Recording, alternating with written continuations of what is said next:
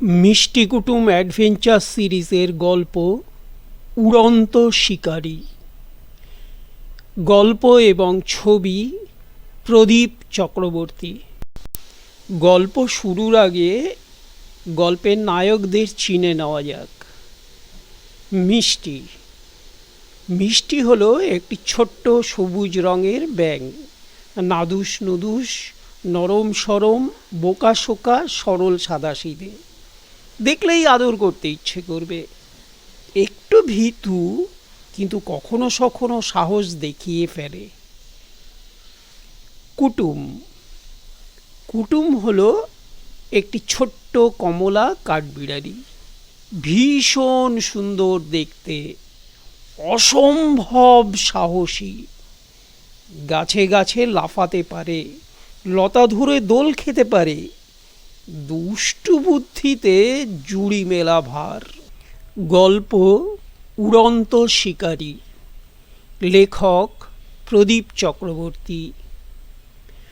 খুব সুন্দর এক জঙ্গল, অপূর্ব সুন্দর রহস্যময় পাহাড়, আর বেশ বড়সড় একটি লেক।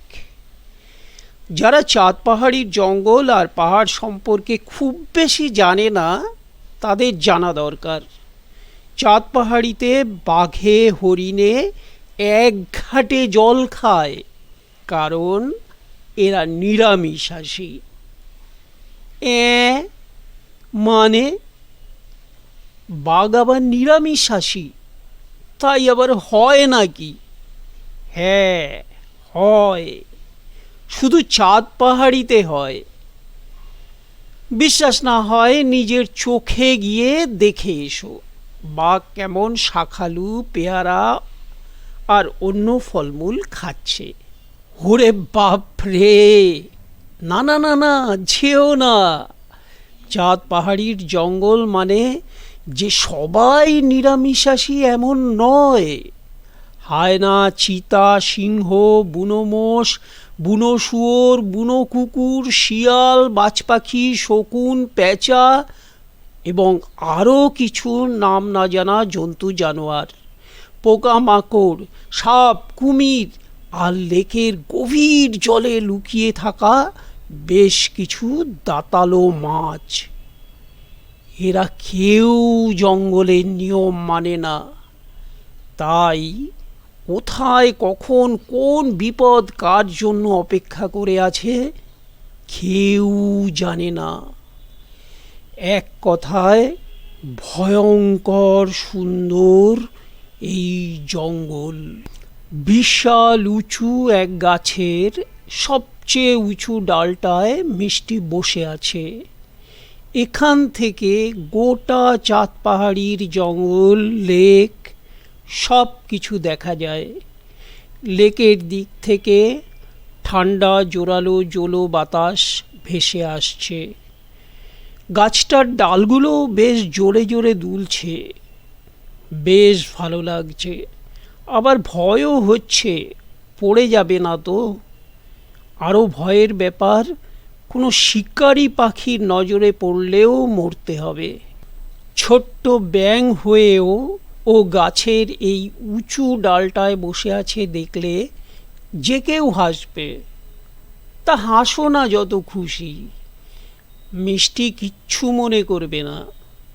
মিষ্টি কুটুম মাঝে মধ্যে সকালে জঙ্গলের এ মাথা থেকে ও মাথা লাফিয়ে দোল খেয়ে বেড়াতে বেড়াতে এই গাছটা সবচেয়ে উঁচু ডালটায় এসে বসে।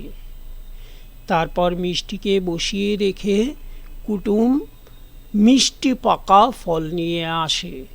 খেতে খেতে আর হাসি ঠাট্টা মজা করতে করতে ওরা বেশ কিছুটা সময় কাটায় এখানে। মিষ্টি অধীর হয়ে বসে আছে, মাঝে মধ্যে ঘাড় ঘুরিয়ে কুটুমকে খোঁজার চেষ্টা করছিল, কিন্তু কোথায় ও? হঠাৎ মাথার ওপর কর আওয়াজ উঠল। একটা বাজ পাখি মিষ্টিকে দেখতে পেয়েছে। এবার কি করবে মিষ্টি? সে এক পা দুপা করে পিছিয়ে পাতার আড়ালে চলে যাওয়ার চেষ্টা করল। বাজটা উড়ে এসে একেবারে সামনেই তার ডালটায় এসে বসল। তার হিংস্র চোখ আর ঠোঁটের কোণে নিষ্ঠুর হাসি দেখে মিষ্টু বুঝল তার শেষ সময় উপস্থিত।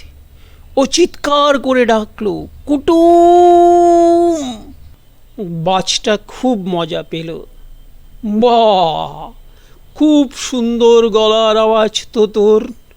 বাজ পাখিটা চোখ বন্ধ করে হাসল। হঠাৎ ঝড়ের মতো কে যেন তার হাত ধরে ঝাঁপিয়ে পড়ল ওই উঁচু ডালটা থেকে। কুটুম একদম সঠিক সময়ে হাজির। বাজটাও তার পাখায় ভর করে ঝাঁপ দিল। অত উঁচু থেকে তীর বেগে তারা নামছে। সামনে মিষ্টি কুটুম, পেছনে বাজ পাখি।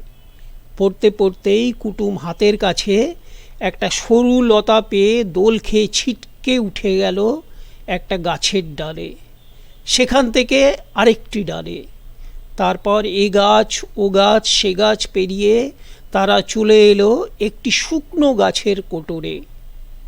এটা তাদের প্রিয় জায়গা, অনেকবার এসেছে। বুক ভরে শ্বাস নিল দুজনে।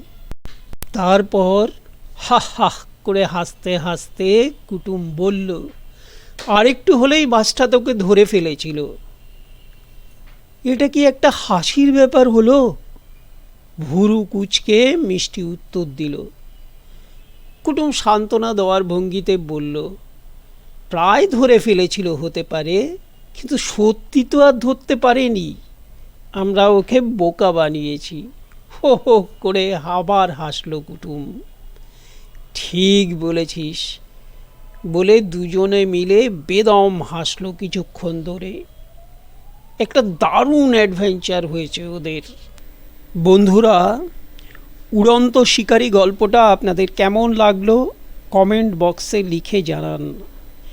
এইরকম আরও অনেক গল্প দেখা আর শোনার জন্য আমার চ্যানেলটিকে সাবস্ক্রাইব এবং লাইক করবেন। সুস্থ থাকুন, ভালো থাকুন।